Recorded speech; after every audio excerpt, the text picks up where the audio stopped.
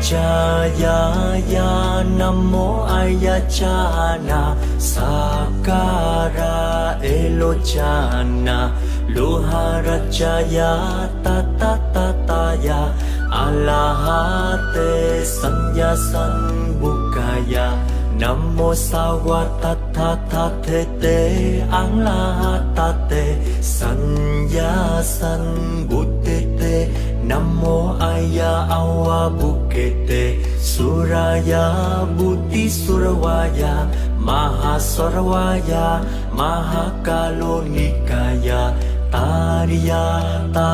Om Taratada Chidi Chidi Churu Churu Iti Kwe Iti Chare Chare Buddha Chade Buddha Chare